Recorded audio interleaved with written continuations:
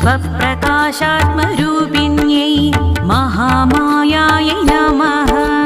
बहुरूपायै हंसगामिन्यै बहुरूपायै हंसगामिन्यै अष्टाङ्गयोगिन्यै विष्णुमोहिन्यै शिवमोहिन्यै श्रीवनशङ्कर्यै